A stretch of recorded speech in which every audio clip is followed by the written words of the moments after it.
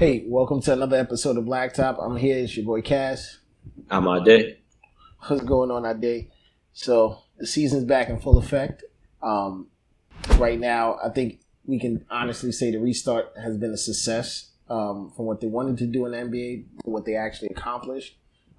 We see the virtual fans, we see the stadium, the noise effects, everything just seems very real. What's your thoughts on that? Yeah, I think at first the players had to get into more of a rhythm. They had to get more in shape. Of course, they haven't played in months, and likely they weren't. So they get back and get adjusted to the pace, the game, the refs, all that stuff. So, but we see them get used to it more and more. It feels more like a regular game. Obviously, it's no real fans, but it still feels like a real game. You see the intensity increase as the games go by. Yeah, I agree. I think even with like Torian Prince out, Bradley Beal, DeAndre Jordan, Avery Bradley, even Kyrie, he would have opted out if he wasn't injured. I think my main concern was who's going to actually play, and we see that a lot of players did play, and a lot of players did participate in the bubble and played in Orlando. So I think we definitely have a good set of players for the playoffs.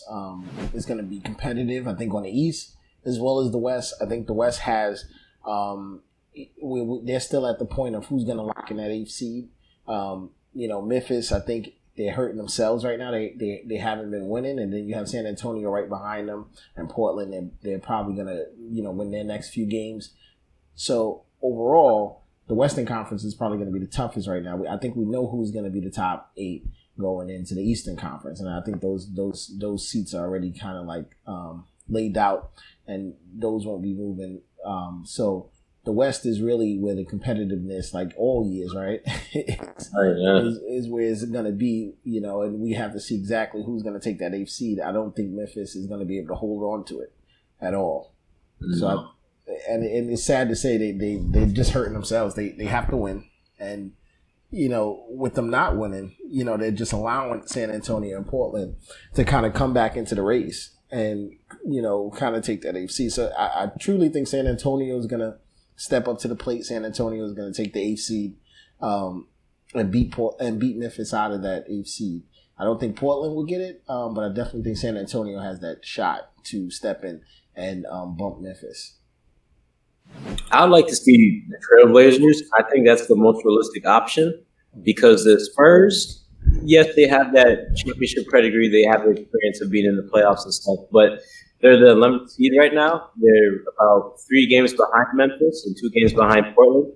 So and Portland's winning their game right now. So if Portland wins this game, they're likely they're going to be tied with Memphis. They're going to move into that 8th spot. So I think it's mostly Portland or Phoenix. Phoenix has been playing well. They won yesterday. They've been on a roll, and Devin Booker has been hot. So, but Phoenix, just like Memphis, they're still a young team, and that's the thing with Memphis. They're a very young team. Jaren Jackson, John Morant. They're great players, and they're going to be very great players in the future. But they're still very young. And I think that's what's hurting them right now. They just don't have that experience, and it's just not going to be good. If they go against the Lakers in the first round, it's just not going to be pretty. And that's why you want a more experienced team into the 8th seed. So like the Trailblazers or the Spurs or even the Suns, because Devin Booker has been in the league for a while now. And you never know what he can do. But I'd like to see the Trailblazers in the 8th seed right now. Yeah, I think definitely San Antonio. I don't see the Trailblazers. It's a fight. Let's just be honest. Right now, it's a fight for that 8th seed, and Memphis is not holding their grounds to keep it. So it's up for grabs pretty much. I think it's going to be the San Antonio or Portland. My bets is going with San Antonio right now. I don't think Phoenix will get that far to get into the 8th seed. I think overall they started the restart, at a tremendous pace. I don't think they have lost yet, so they're 4-0 coming out of the restart of the season. Ooh. Phoenix. Oh yeah, well, yeah. So they're doing well. Booker's doing well. Ricky Rubio, Carter. You got a lot of players that's coming up, that's stepping up. So I think they definitely have a shot next year. And I think they're learning how to move around each other, right? I think all of that's key. You know, Monty Williams is doing a great job with those gentlemen over there in Phoenix, but I don't think that this year is going to be the year that they make it to the playoffs. I definitely think they're going to be a top contender next year. Definitely. That's if they can keep Devin Booker and he doesn't get traded, but I'd agree with that. Yeah, I think Phoenix, you know, their front office is definitely going to do some changes. Hopefully not to damage the team, right?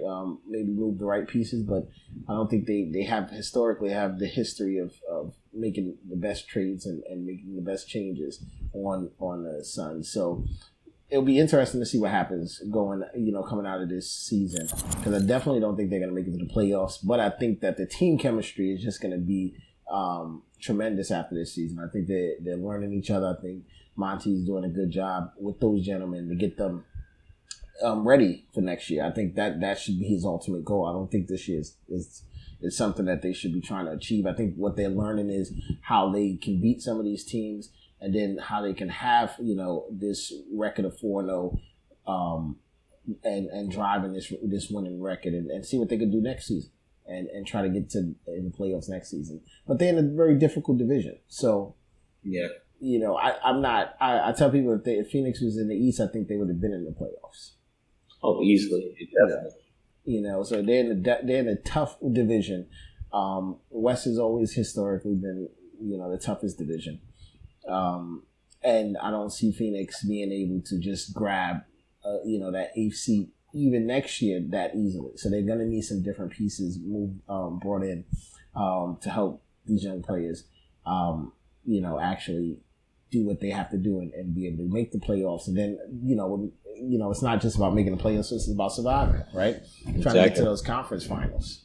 So, making the playoffs is just a start, but really your goal is to get to that conference finals and take the conference finals and beat the best. So I don't see Phoenix doing it this year. I think they had a tremendous game against the Pacers.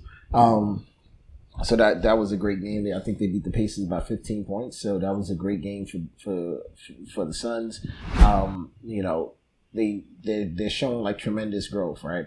So it's only a matter of time before they have that breakthrough moment. And I just don't think it's this season. Next season, definitely. Yeah, definitely. They're still very young.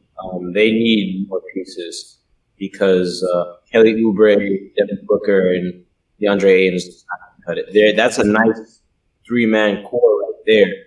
But especially DeAndre Ayton, he hasn't stepped into that. He's doing great this season, averaging 18 and 11. But he was the number one pick for a reason in 2018 because he's supposed to be that next big thing. So he needs to take that next step, and they just need other pieces. Because Ricky Rubio and Dario Saric, they're nice role players, but they're not going to help you win a championship, if that makes sense.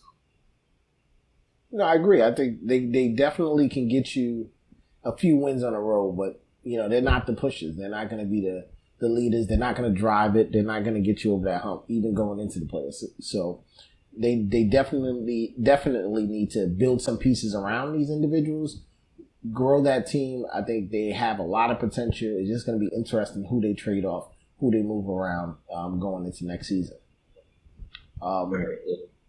We look at talking about Phoenix and moving around the next.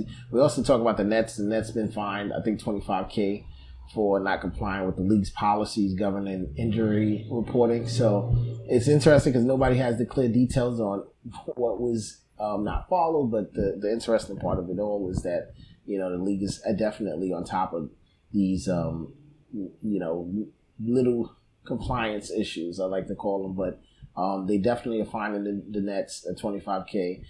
I know that the Nets have reported all of their injury people out, from KD to Kyrie, and we have seen it every game, so I'm not sure exactly what the league's finding these individuals for, but it'll be very interesting to see as they progress and release that information. Yeah, definitely. The Nets, they're going to make it to the playoffs most likely, but it seems like it's almost minuscule at this point. They just went to injuries and everything like that, I don't see him making the impact in the playoffs regardless. So they just need this time off just to get healthy. Honestly, just get healthy and just add some more valuable players for next year. Yeah, I don't think this year is definitely not going to be anything spectacular for them at all. At the end of the day, they just have way too many injuries. Like you said, it's just not their year. I think they're saving Durant until next year, and they'll allow him to heal up, do it over the summer, and then bring him back next season, which would be the smart thing because, I don't see Brooklyn taking the Eastern Conference anyway. Even if you do bring back KD, Kyrie's still going to opt out because he said he was not interested in playing whether he was injured or not. So, you're better off just starting back next season. And then savoring the player because you bring back Durant too early and he gets re-injured, just for a few playoff games, it's really not worth it. Right, exactly. So the real game changer right now for the Eastern Conference is you have Philly, right? And they lost Ben Simmons. So, and they haven't really released the information yet, but definitely is going to be out right now. Mainly because of after they saw the MRI, he had some issues with his left knee cap. So that's going to change Philly's chances of taking the Eastern Conference, which is very, devastating because I really thought that Philly had a better chance at actually achieving it and moving the needle going into the playoffs. But that will not be the case, I don't think, with them losing Ben. I think that's a big loss for them. And they'll definitely still make the playoffs because right now they don't have too much competition in the Eastern Conference, in the sense of team-wise, how many teams are fighting for that 8th seed. But I think we will see them lose a few games over these next few games that's left in the season. In addition, I don't see them going much, pretty far in the playoffs at all without Ben. Yeah, definitely. That's a big loss for them. And unfortunately, last year was different because we've seen that time when Ben Simmons was out, they almost played better without him because, he's limited from shooting. So, but this year is different. They don't have David Redick. So they don't have their shooting prowess isn't as good anymore. So they're gonna have to replace him with likely like Matisse Thybulle or Raul Neto. It's not. I love Thybulle. Thybulle's an amazing defensive player, but we all know he can't shoot. He's arguably a worse shooter than Simmons. So it's gonna be tough. Yeah, it's a tough loss for him. Defensively, offensively, even though he never really played the floor, he was a great floor general. Had great vision, could pass the ball very well, and it was a great defender that could guard 3 to 5. So that's a huge loss. But I never really saw them going from the playoffs anyways. We have Brett Brown as head coach. Especially J.J. Redick was a huge loss for them last year. It was a huge loss for them because I know they got Al Horford now, but it's going to be tough, especially like trying to get Tobias Harris in the mix and all that stuff. Like, I feel like it's going to be hard getting Embiid the ball, then Horford, then Tobias Harris. It's just, especially with Brett Brown, I just don't see it. So, yes, this hurt them a lot, but I didn't see them going to the Eastern Conference Finals to begin with. Not at all. I think I have to say they had a better shot with Ben. Maybe not going fully to the Eastern Conference, but I thought they would make it to the second round. But I definitely think that's a tough loss for them, losing Ben. And at this particular time in the season, I think that it's very, it sucks to lose him at this specific time where you're going to the playoffs. You finally got a chance to actually possibly. I definitely don't see them beating Milwaukee. I think Giannis is doing. He impresses me every game that I've seen him come back. It's like he just gets better and better in each game. So I don't see them ever getting past Giannis in the Bucks. But overall, I just figured that this would be a good shot for them to actually figure out exactly which pieces they want to move around for next season and then be able to start making those changes coaching-wise in addition to what moves they will have to make, after the season's over to ensure that next season they actually could or possibly are a top contender in the conference finals. Yeah, they have to get shooters. They have to. That's the number one priority. Don't worry about anything else. They have to get shooters. And they spent all that money on Tobias Harris last season, and he has not played up to the contract he received. And I love Tobias Harris. Yeah, I think he's always been underrated, but he's just simply he got paid big money this past offseason, and he just has not lived up to the expectation. So they have to get number one priority is get shooters. You don't need anything else. You have your defenders, you have your post presence. Just get shooters, and then you got to get coach. Maybe Jason Kidd, the old Nets coach, Kenny Atkinson. Maybe that's an option, but they have to move on from Brett Brown. Obviously, I would probably like to see Kenny Atkinson. It wouldn't be a far move from him going from Brooklyn to Philadelphia. And I saw what he did with that young Brooklyn team. He's helped Brooklyn become the team that they are now. Obviously, they're still rebuilding, but he's helped players like Spencer Dinwiddie, players like that, Caris LeVert, develop into good, solid players that they are today, and they're going to only get better. So Kenny Atkinson, I can see, would be a very great fit for Philadelphia next season. Yeah, I think I can agree with that.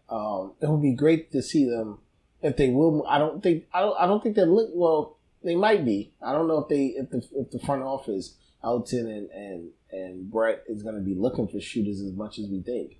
I think they built so much around their post game and their defense that might not be their top priority. I'm unsure if they really have that motivation to do it, or if they just have so much faith in the team that they have and the shooters that they have that they're like, we're fine. We just have to develop the players. Well, I mean, barring that, unless they prove us wrong this offseason, which I highly doubt, it's just going to be another repetitive thing of where they didn't have enough shooters on the team. Mm-hmm. And if you don't have enough shooters, you can't spread the ball as much. And then he gets double teamed in the post. He can't do what he does. And you see what happens when he gets pressure on him. You saw it against Sacramento last offseason in the playoffs. So they're going to have to be able to put Al Horford's going to have to step up big time for them this offseason. This postseason. He's going to be that, especially with Ben Simmons out. He's arguably going to be the biggest, because we already know Joel Embiid is going to do his thing. He's already going to give you those buckets, rebounds, all that stuff.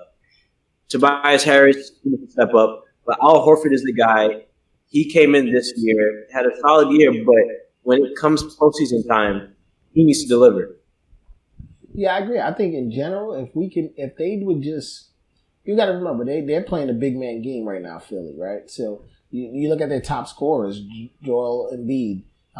He's the top scorer on Philly right now. Then comes Harris, right? And these are your big men, your fives and your fours.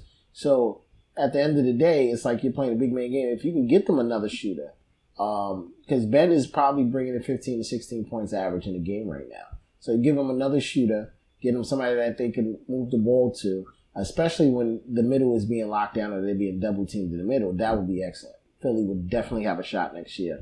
And they just have to find an aggressive shooter, somebody that can shoot on the fly and shoot on the move. Right, exactly. Like a JJ Redick. That would be – if they could get JJ Redick, that would be excellent. But is he able to even leave his team right now? Well, no. I was going to say that because it's like they got rid of the player that was perfect for them. Like Redick was perfect for them last season, and it just made no sense. Honestly, I would have kept Redick over Tobias Harris because Tobias Harris is more versatile, yes, and obviously he's a way better defender. I'm not going to debate that. But JJ Redick helps spread the floor so much, and he's one of the best three-point shooters in the NBA today. Mm-hmm. And it would have just helped them tremendously spread the floor. So I would have kept Redick over Harris, and we're seeing how it's paying off now. It's not paying off. Absolutely. I thought it was a horrible move. Horrible move. So we'll see exactly what Philly's going to do moving into the postseason. Hopefully they'll do well without Ben in the playoffs. I highly doubt it. I think that's going to be that's going to hurt them more than anything, because now you really are taking away the parameter shot. You really are taking away the person moving the ball. And you're kind of limiting them just to the middle, and it just makes it more predictable. So we'll see how Philly does. Good game with the New Orleans Pelicans and Sacramento. Pelicans 125, Sacramento 140. So they took that by a 15-point lead. I think that was a season high for Sacramento at 140 for the game. New Orleans, they're not going to make the playoffs at this rate. Sacramento is kind of trying to fight for that spot. I don't foresee them making the playoffs. Yeah. But it's interesting to see how much they're fighting. Just not enough games left to fight for, to get them there. So that was a great game. But the Kings have a lot, I think, that they can do next season to prepare them to get into the playoffs. Yeah, definitely. The Kings, especially with De'Aaron Fox, he's one of my favorite point guards to watch. He's really special, and they need to help build around. They're very young, just like New Orleans. Obviously, New Orleans is the more exciting team, but Sacramento, they have that good coaching foundation. They have just the speed. That's why De'Aaron Fox is playing so well, because they move the ball so fast. Constant rotation. So that's helped De'Aaron Fox become a better player. And it just fits this type of system overall that Sacramento plays. So I see them within the next year or two become a serious playoff contender. Yeah, I think they definitely can. I think, Luke can definitely take them there. Walton was under Golden State for a while, right? And he was in the Lakers, so he definitely knows how to move the ball. I think he knows how to develop the players. I think he's worked with tough players. I think they do need a few more pieces, but I think coaching wise, I think he's prepared to take on that job next season and get them to the playoffs, and hopefully even get them to the conference finals if possible. I think that's going to be a very tough stretch for them. I think they'll need a lot more pieces than that. Because going into next season, you have just more experienced players in the Western Conference that they'll be competing against. So I don't foresee them being able to get that far, and it might be really difficult with the trades that will be taking place after this season for them to even get to the playoffs. So we'll definitely see how that works out next season.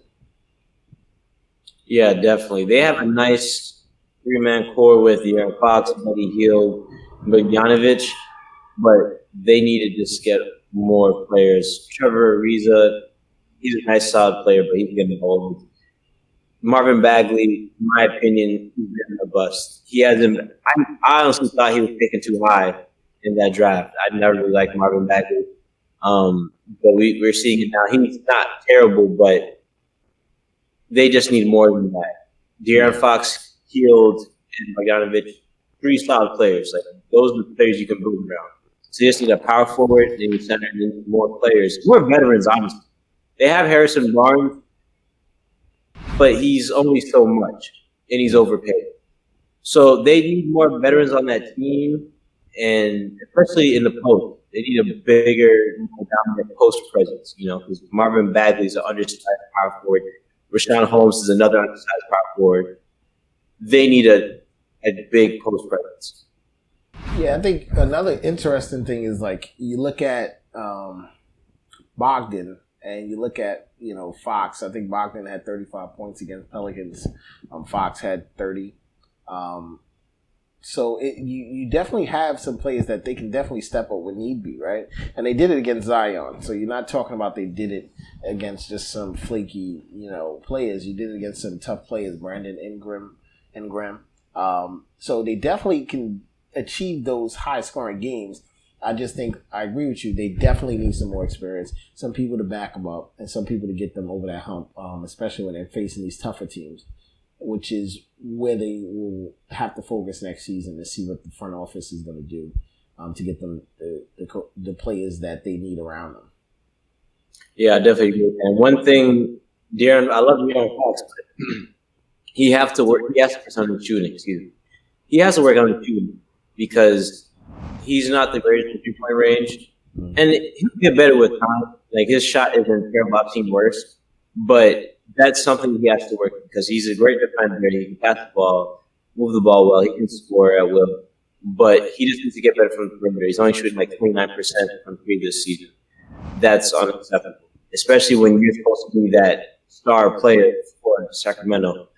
I want to see him bump it up to 34, 35-ish% next year for him. Absolutely. He definitely has a lot of potential in that area.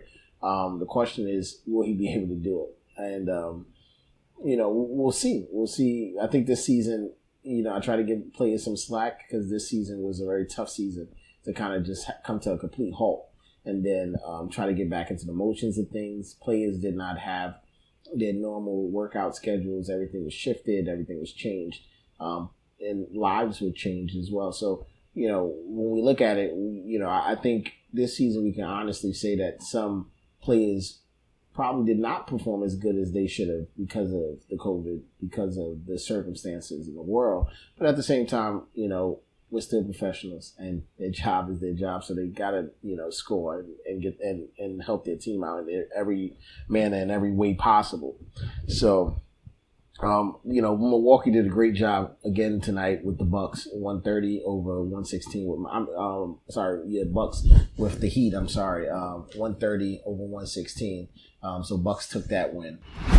You had Duncan Robinson. He had 21 points. You had Hero shooting, and these guys were just, they were just letting it go. But at the end of the day, once again, Giannis, Middleton, they both had 33. Lopez, I think he had 17. It was just too much for the Heat. I think Giannis impresses me every game he plays. I have to say he reminds me of a young Shaq. So he's amazing in the middle. I think you can't contest him. You can't D up on him. He runs past you. He's a freight train. We've seen him with the game with him and Zion, and he stepped it up. And it seems like every game I feel like he's outplaying Zion, period. Not just against each other, but in the league, period. I think he's doing a much better job, and he's stepping up to the plate against veterans and tough opponents, not just any opponent, right? We see how Zion played with some tough opponents where he had a 7-point game. So it's still questionable with Zion. Can he actually lead his team? Can he step up when it's needed? Can he play against the big boys? We're not sure about that yet. Giannis, I believe he can. I believe he will actually lead the Bucks where they need to be into the Eastern Conference Finals.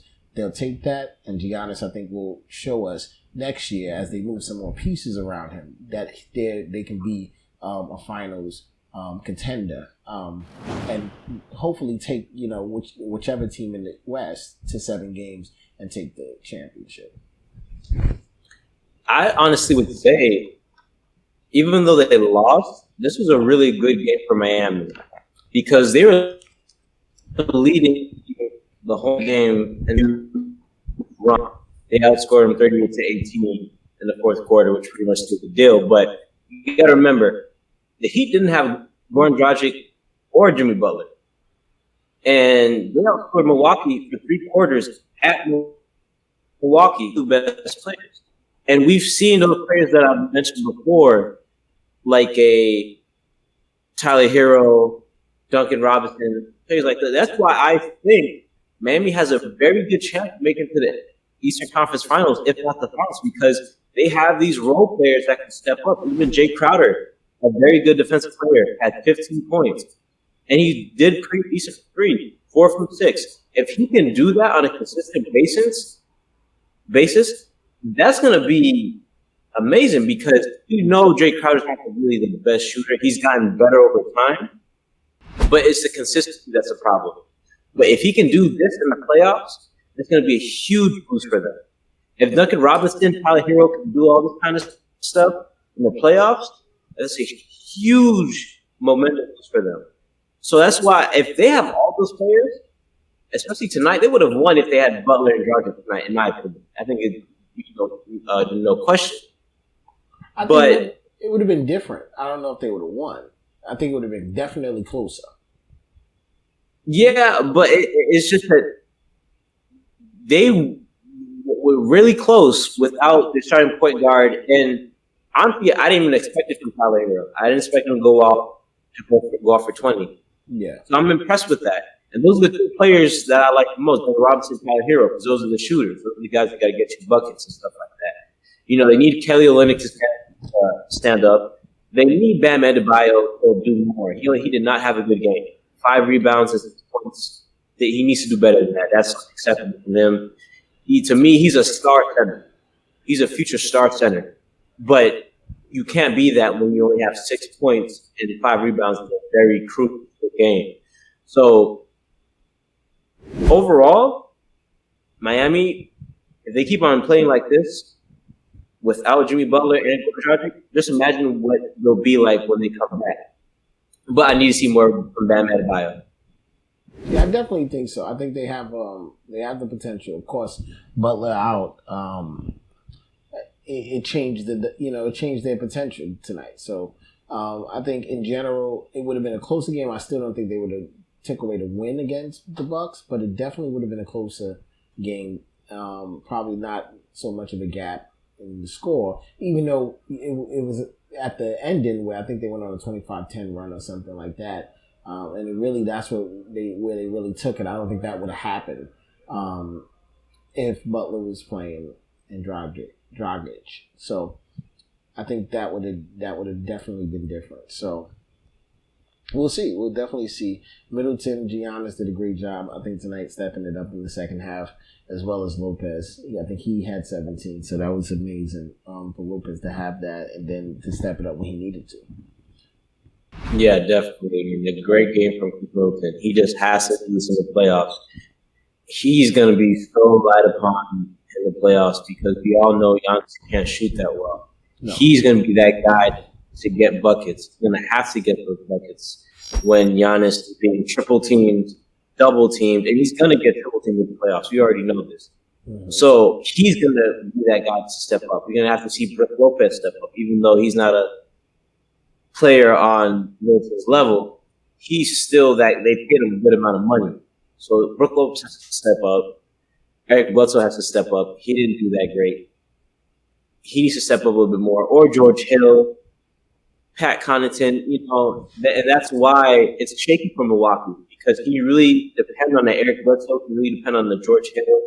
You depend on the Pat Connaughton. I like Pat Connaughton. From his Notre Dame days, I've always been a fan of him. But come on, these are not like consistent guys you can always depend upon.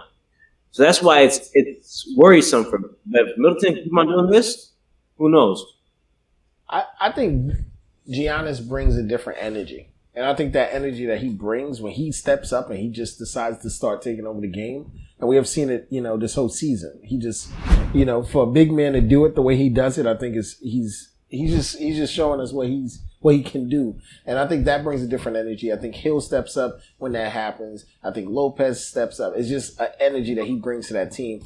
And I think that's why he's going to be way more successful than Zion in the league. I think Zion doesn't bring that energy. I think Zion is not on the same level as Giannis. I think overall Zion is a great basketball player. But when you look at Giannis, you're looking at a great team player. And I think there's two differences. Not like Zion can't move the ball, not like Zion can't shoot.